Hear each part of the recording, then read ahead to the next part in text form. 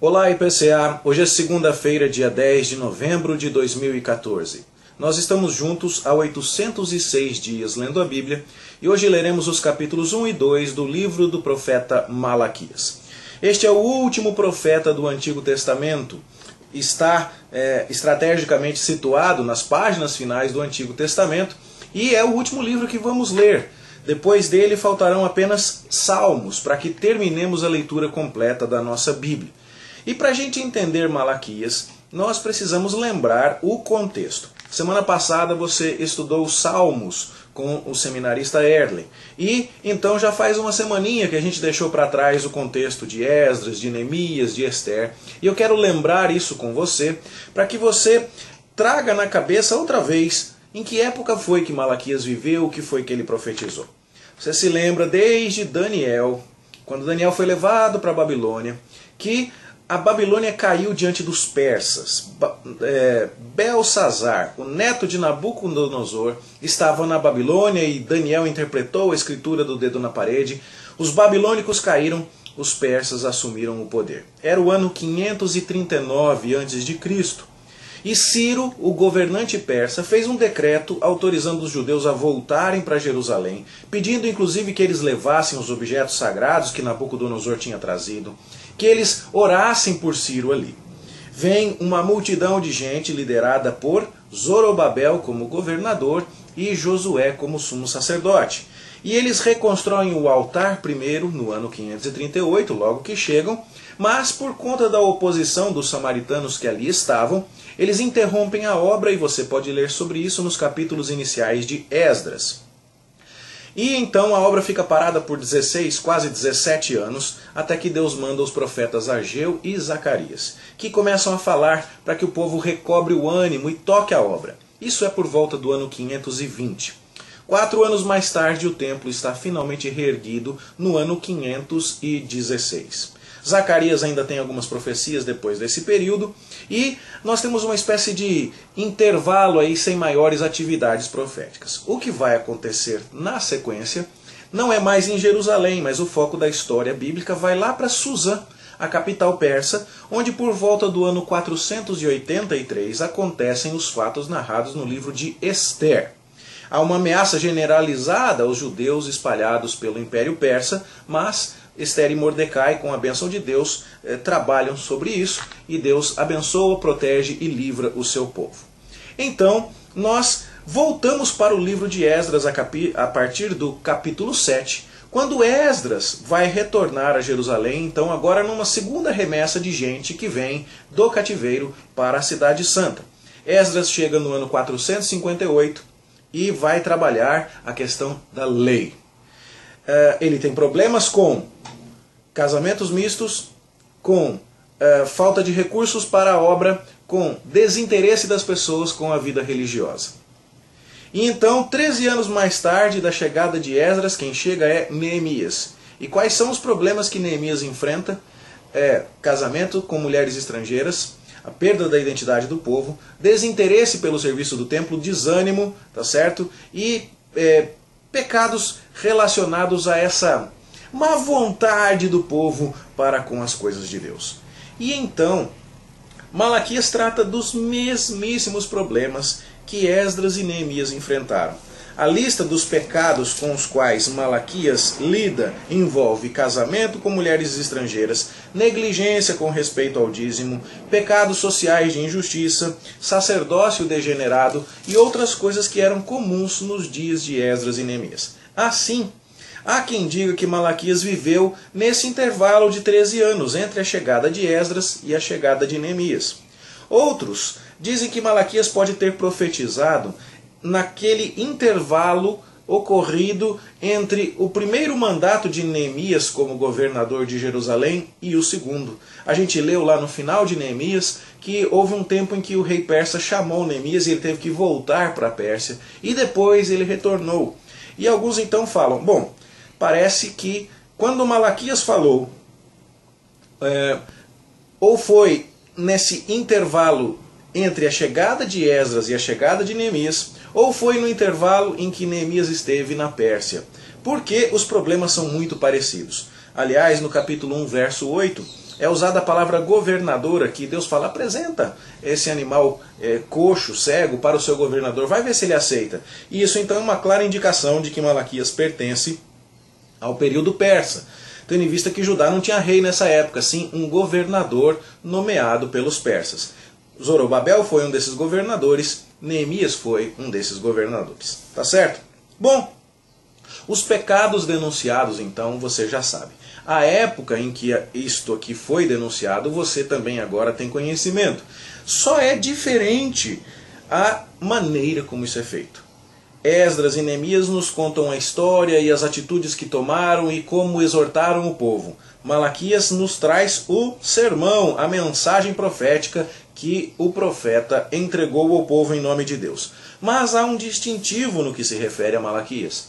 A maneira como a mensagem é proclamada é diferente. O povo estava desiludido, o povo estava cansado, aguardando as esperanças, a mensagem de um Messias que viria trazer glória à nação que tinha sido corrigida pelo cativeiro. O povo olhava para a sua realidade e achava que isso estava muito longe.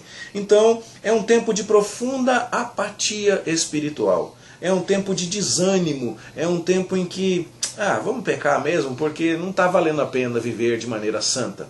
E aí, nesta conjuntura, o profeta se apresenta e diz assim, Deus está falando que... Mas aí o povo diz assim, mas aí também... E aí então o profeta responde, mas considere isto. Veja que é um bate-boca de Deus com o povo, que começa com uma pergunta séria. No versículo 2 do capítulo 1, Deus fala, eu amo vocês, diz o Senhor, só que vós dizeis, como que tem nos amado? Olha aí como estamos sofrendo. Olha aí como está a cidade de Jerusalém. Olha como está a vida do povo judeu. Nós ainda estamos numa situação precária. Sim, por causa do pecado, por causa do juízo que receberam, da disciplina de Deus. Mas aí então Deus responde, eu amo sim vocês. Não foi Esaú irmão de Jacó? Eu escolhi Jacó. Eu aborreci Esaú. E o destino de Jacó, embora tenha os seus percalços disciplinares, ainda é um destino muito mais glorioso do que o destino de Esaú. Veja que Esaú é do povo de Edom. E aqui Edom é dito como um povo que já tinha sofrido o juízo de Deus sobre os demais inimigos, e os impérios que também se lançaram sobre o povo de Israel. Mas Edom não seria reconstruído. É um povo contra quem o Senhor está irado para sempre. E então Deus está dizendo, eu amo vocês, e a situação precária de vocês ainda é muito melhor do que a situação de um povo que eu não amo, porque eu os julgo, eu não os escolhi em amor, mas eu escolhi vocês e tratei vocês em amor, disciplinando vocês, e é por isso que vocês ainda estão aqui. Esse é o primeiro embate de Deus com o povo na abertura do livro. Depois, no verso 6, Deus está falando assim, vocês não estão me respeitando. Vocês não estão entregando a minha honra que é devida. E aí então o povo responde, vós dizeis no verso 6, em que nós estamos desprezando o teu nome? E aí então Deus responde, quando vocês trazem animal coxo, quando vocês trazem animal enfermo, vocês se atreveriam a apresentar um animal assim para o seu governador? Eu não tenho prazer nesse culto de vocês, tomara tivesse alguém que acabasse com esse tipo de sacrifício, porque eu não tenho prazer em vocês. E eu não estou precisando desse tipo de coisa, porque o meu nome é grande entre as nações. Então Deus fala agora mais uma vez, iniciando um novo ciclo. Eu tenho um nome grande e vocês estão profanando o meu nome. Por quê? Porque vocês dizem, a mesa do Senhor é imunda. Não adianta ficar caprichando muito para esse Deus aí não, porque ele não resolveu o nosso problema do jeito que a gente queria.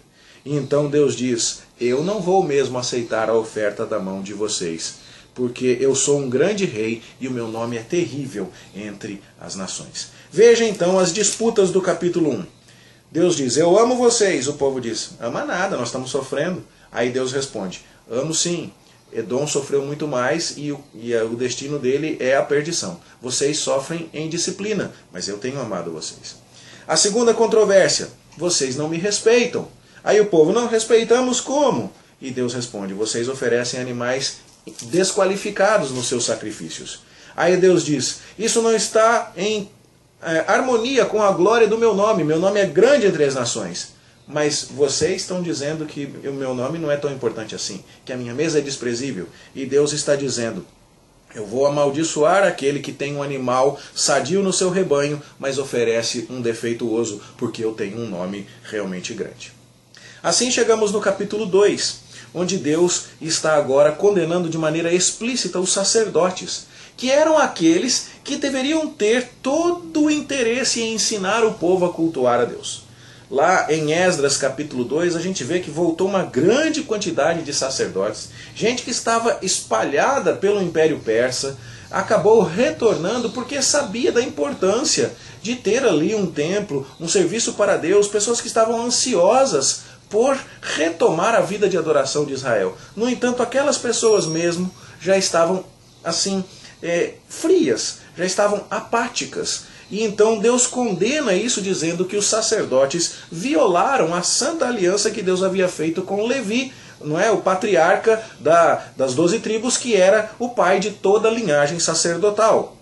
E então as pessoas vão perguntar, mas por que é que nós estamos fazendo isso? E Deus vai advertir que eles estavam fazendo isso quando profanavam o santuário de Deus casando-se com mulheres estrangeiras. É aquele mesmo problema que Esdras e Neemias já estiveram acusando quando mostravam que os sacerdotes estavam casando com adoradores de deuses estranhos. E isso era terminantemente proibido pela lei de Levítico. E Deus então fala aqui que Deus odeia esse tipo de coisa e odeia também o divórcio, que ele odeia a leviandade com a qual o povo estava tratando os casamentos. E Deus chega a dizer aqui, a linguagem de tradução dos versos 15 e 16 é um pouco confusa aqui no capítulo 2, mas a ideia é que Deus fez dois, homem e mulher, e dos dois fez um só, porque ele queria uma descendência santa.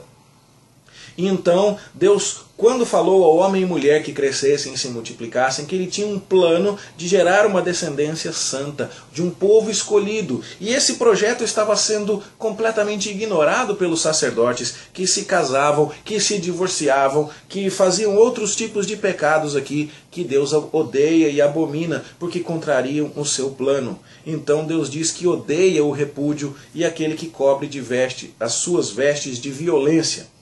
A ideia de cobrir vestes de violência aqui tem a ver com aquela metáfora de que um homem, quando se casa com uma mulher, estende sobre ela o seu manto e ele a protege. Mas quando ele despede essa mulher, ele a faz vítima da violência da sociedade. Ele torna a sua esposa vulnerável. Ele, na verdade, para de vestir a sua esposa e ele mesmo se veste de violência. Então, o que você vê aqui é a denúncia dos mesmos pecados que Esdras e Neemias combateram. Malaquias é dessa época, tá certo?